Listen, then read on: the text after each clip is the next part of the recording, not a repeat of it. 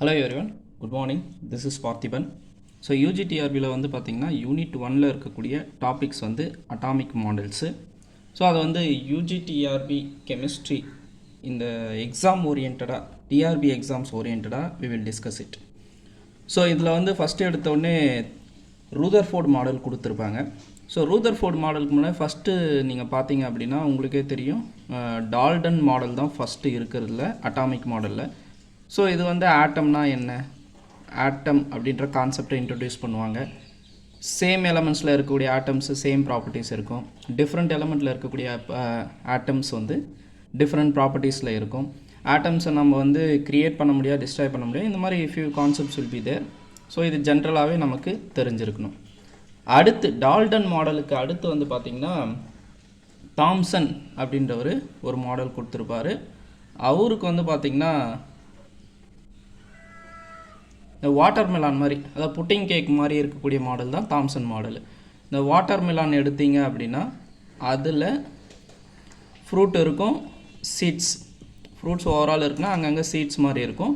அந்த மாதிரி இந்த ஃப்ரூட்ஸ் இருக்கக்கூடிய பார்ட் வந்து பார்த்திங்கன்னா ஆட்டம்ஸுடைய அதர் பார்ட்டு. இந்த சீட்ஸ் அங்கங்கே இருக்கிற மாதிரி ஒரு ஆட்டம்னு எடுத்திங்கன்னா எலக்ட்ரான்ஸ் அங்கங்கே இருக்கும் அப்படின்னு சொல்லியிருப்பார். ஸோ இதுக்கு அடுத்து வந்து பார்த்திங்கன்னா ரூதர்ஃபோர்ட் அப்படின்ற ஒரு மாடல் கொடுத்துருப்பாரு. That is nothing but alpha scattering experiment அப்படின்னு சொல்லுவோம் இல்லைங்களா. ஒரு கோல்டு ஃபாயில் எடுத்துப்பார், அதில் வந்து ஆல்ஃபா ரேஸை சென்ட் பண்ணுவார், ஆக்சலரேட்டட் ஆல்ஃபா ரேஸ் அப்படின்னு சொல்லுவாங்க. அது வந்து சென்ட் பண்ணதுக்கப்புறம் பட்டு almost most of the alpha rays வந்து பார்த்திங்கன்னா இதில் பெனட்ரேட் ஆகி போகும். சம் ஆல்ஃபா ரேஸ் வந்து பார்த்திங்கன்னா லைட்டாக ஆங்கிளில் டிஃப்ளெக்ட் ஆகும். வெரி ஃபியூ ஆல்ஃபா பார்ட்டிகல்ஸ் வந்து பட்டு அப்படியே ரிட்டர்ன் ஆகும். ஸோ இதை வச்சு என்ன இன்ஃப்ளூயன்ஸ் கொடுத்துருப்பாரு அப்படின்னு பார்த்தீங்கன்னா, ஒரு ஆட்டம்னா we have plenty of space இருக்குது அப்படின்னு சொல்லுவார். சென்டரில் மாஸ் இருக்குது, அதுதான் நியூக்ளியஸ். ஸோ இவர் தான் வந்து நியூக்ளியர் மாடல் அப்படின்ற கான்செப்டையே எடுத்துகிட்டு வந்தார். So this is up to Thomson model. அதுக்கப்புறம் most important model, so this is up to Rutherford model. அதுக்கப்புறம் வரக்கூடிய மோஸ்ட் இம்பார்ட்டண்ட் மாடல் அப்படின்னு பார்த்தீங்கன்னா Bohr model. So Bohr model தான் வந்து பார்த்திங்கன்னா ரொம்பவும் இம்பார்ட்டண்ட்டான ஒரு மாடல். இதில் ஜென்ரலாக நியூக்ளியஸ் தான் சார்ஜ்டு மாஸ்க்கான சார்ஜ்டு மாஸ்க்கான ரெஸ்பான்சிபிள் அப்படின்ற ஒரு பாயிண்ட் மென்ஷன் பண்ணியிருப்பாங்க. ஃபாலோட் பை இதில் மெயினாக இருக்கக்கூடிய பாயிண்ட் என்னென்னா ஆர்பிட் கான்செப்ட் தான். ஸோ ஆர்பிட் அப்படின்ற ஒரு கான்செப்டை இன்ட்ரடியூஸ் பண்ணியிருப்பார். So in this case electrons are revolving around the nucleus அப்படின்ற ஒரு பாயிண்ட் வரும். அதாவது சென்டரில் வி ஹாவ் அ நியூக்ளியஸ், அதை சுற்றி எலக்ட்ரான்ஸ் வந்து பார்த்திங்கன்னா ஒரு பாத்தில் வந்து நியூக்ளியஸை சுற்றிக்கிட்டு வருது அப்படின்ற மாதிரி கான்செப்ட் சொல்லியிருப்பாங்க. ஸோ இந்த அட் த சேம் டைம் வந்து பார்த்திங்கன்னா இந்த எலக்ட்ரான்ஸ் அந்த பர்டிகுலர் ஆர்பிட்டில் சுற்றிட்டு வரும்போது அதனுடைய எனர்ஜி வந்து குவான்டைஸ்டாக இருக்கும்.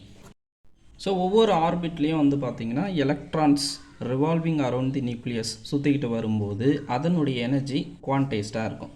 ஸோ அந்த சர்க்குலர் பாத்தில் நம்ம வந்து சுற்றிக்கிட்டு வருதுன்னு சொல்கிறோம் இல்லைங்களா. இந்த சர்க்குலர் பாத்துக்கு வந்து என்ன பேர்னு சொல்லுவாங்கன்னா ஸ்டேஷ்னரி ஆர்பிட் அப்படின்னு சொல்லுவாங்க. ஏன்னா அது வந்து அந்த பாத் வந்து ஃபிக்ஸ்டாக இருக்குது, அதுக்கு பேர் வந்து ஸ்டேஷ்னரி ஆர்பிட்.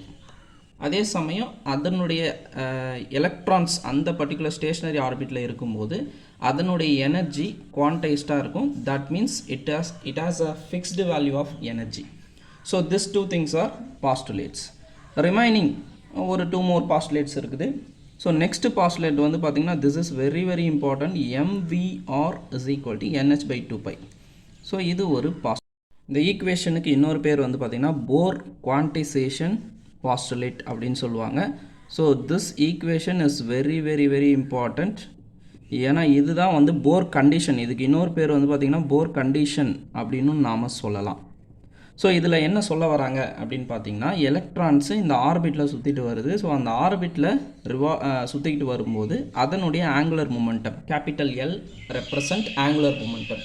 ஸோ இந்த angular momentum value which is equal to mvr, அதாவது அதனுடைய மாஸ், வெலாசிட்டி, அது சுற்றிட்டு வர அந்த ஆர்பிட்டோட ரேடியஸ், இதெல்லாம் மல்டிபிள் பண்ணும்போது it should be equal to integral multiples of h by 2 pi. So இங்கே n அப்படின்றது இட் இஸ் அன் இன்டெக்ரல் மல்டிபிள்ஸை ரெப்ரசன்ட் பண்ணக்கூடிய சிம்பிள். ஸோ இந்த இடத்துல n வேல்யூ ரெப்ரசன்ட் ஆர்பிட்டோட நம்பர் தான். ஸோ ஆர்பிட்டோட நம்பர் அப்படின்னு பார்க்கும்போது n வேல்யூ மேபி 1ஆக இருக்கலாம், 2ஆக இருக்கலாம், 3, 4, 5 எக்ஸட்ரா என்ன வேல்யூ வேணாலும் இருக்கலாம். Like n value 1, 2, 3, 4 extra. So first ஆர்பிட்டில் இருந்தால் n வேல்யூ 1, செகண்டில் இருந்தால் n value 2, third, fourth like that we can substitute. h value represent Planck's constant. அதனோட வேல்யூ வந்து பார்த்தீங்கன்னா 6.626 × 10⁻³ 34 joule second. Pi value 22/7 or 3.14. So இங்கே ரெப்ரசன்ட் பண்ணக்கூடிய m value is mass of the electron, v வந்து அது ஆர்பிட்டாலில் சுற்றிக்கிட்டு வரக்கூடிய அந்த வெலாசிட்டி வேல்யூ, r வந்து அந்த ஆர்பிட்டுடைய ரேடியஸ். ஸோ இதுக்கு வந்து பார்த்திங்கன்னா இன்னொரு பேர், இந்த ஈக்குவேஷனுக்கு இன்னொரு பேர் போர் கண்டிஷன் அப்படின்னு கூட நாம் தாராளமாக சொல்லலாம். போர் quantisation postulate or four condition அப்படின்னு என்ன வேணாலும் பேர் சொல்லலாம். ஸோ இப்போது நெக்ஸ்ட் பாஸ்டுலேட், நெக்ஸ்ட்டு வந்து பார்த்திங்கன்னா ஸோ ஃபிக்ஸ்டு ஆர்பிட்டில் எலக்ட்ரான்ஸ் வந்து நியூக்ளியஸை சுற்றிட்டு வருது அப்படின்ற மாதிரி சொல்லிட்டோம். சென்டரில் நியூக்ளியஸ் இருக்குது. ஸோ இதனுடைய எனர்ஜி வந்து குவான்டைஸ்டாக இருக்கும், ஃபிக்ஸ்டு வேல்யூவாக இருக்கும் அப்படின்னு சொல்லிட்டோம்.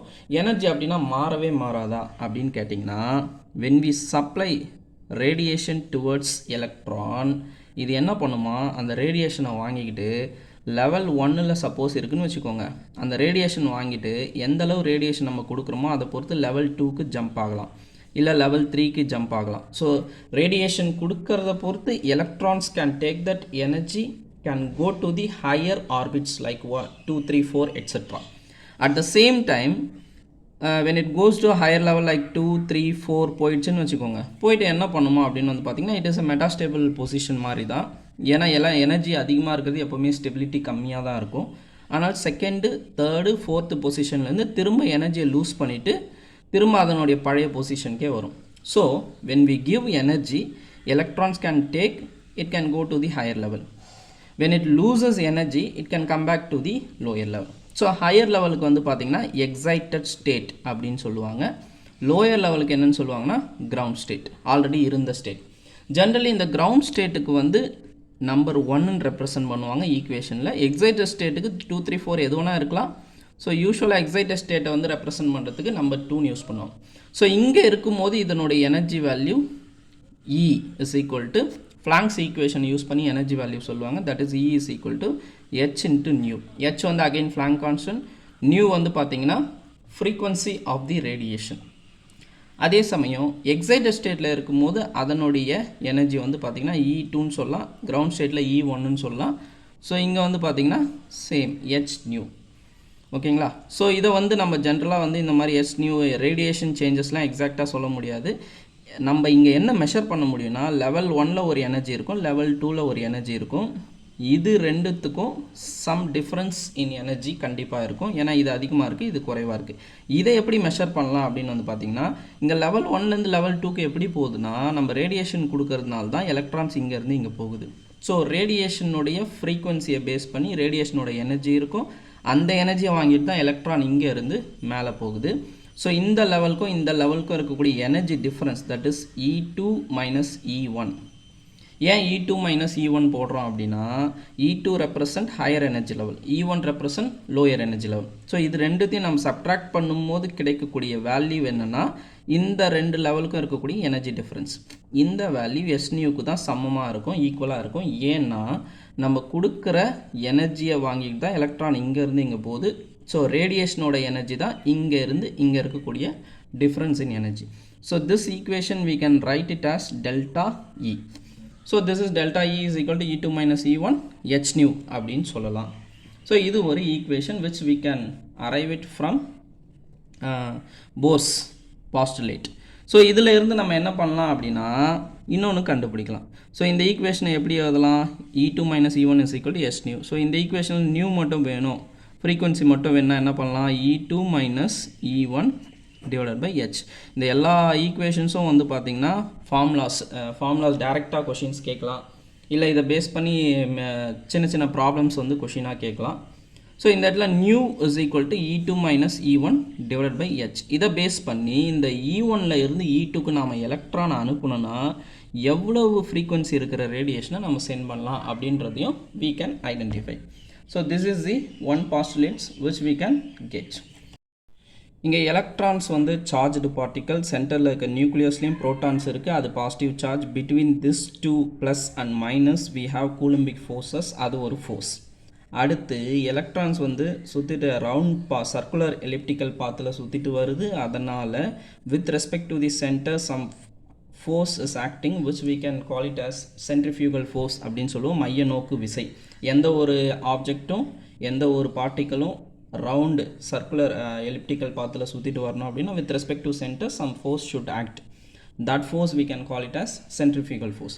ஸோ இதெல்லாம் வச்சு ஈக்குவேட் பண்ணி centrifugal force addition to that coulombic force அதெல்லாம் ஈக்குவேட் பண்ணி எலக்ட்ரானோட எனர்ஜியை ஐடென்டிஃபை பண்ணியிருப்பாங்க.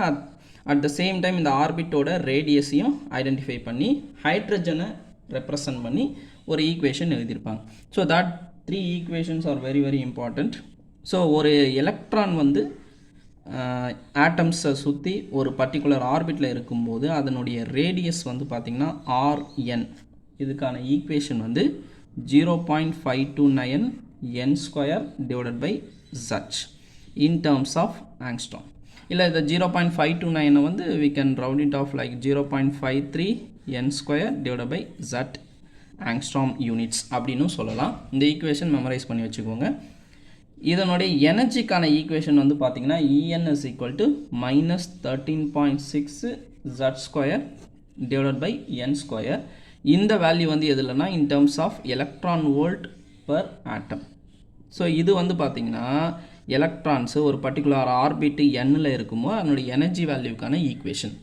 அதே மாதிரி பர்டிகுலர் ஆர்பிட்டில் இருக்குமோ அதனுடைய ரேடியஸ், அந்த ஆர்பிட்டோட ரேடியஸ்க்கான ஈக்குவேஷன் 0.53 n² by z. இங்கே n வந்து எதை ரெப்ரசன்ட் பண்ணுது அப்படின்னு பார்த்தீங்கன்னா எந்த ஆர்பிட்டில் இருக்கோ அதனுடைய value. z is atomic number. So இதே ஈக்குவேஷனை வந்து இன் டேர்ம்ஸ் ஆஃப் நம்ம எலக்ட்ரான் வோல்ட் பர் ஆட்டம்லேயே எல்லா டைமும் கால்குலேட் பண்ண மாட்டோம். கிலோ ஜூல் பர் மோலில் தான் கால்குலேட் பண்ண போகிறோம்.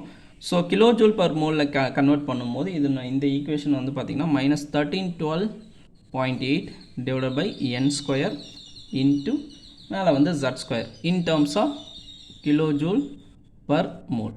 ஸோ இதுதான் வந்து இம்பார்ட்டண்ட்டான ஈக்குவேஷன். ஸோ பாஸ்டுலேட்ஸில் இருந்து டெஃபினெட்லி டைரக்ட் கொஷின்ஸ் எக்ஸ்பெக்ட் பண்ணலாம். இந்த மாதிரி ஈக்குவேஷன்ஸில் இருந்து டேரெக்டாக ஈக்குவேஷனை கேட்குற கொஷின்ஸ் எக்ஸ்பெக்ட் பண்ணலாம். இல்லை இந்த ஈக்குவேஷன்லேருந்து சின்ன சின்ன ப்ராப்ளம்ஸ் கொடுத்தும் கொஷின்ஸ் எக்ஸ்பெக்ட் பண்ணலாம். So this is what Bohr's atomic model, postulates and equations. Thank you.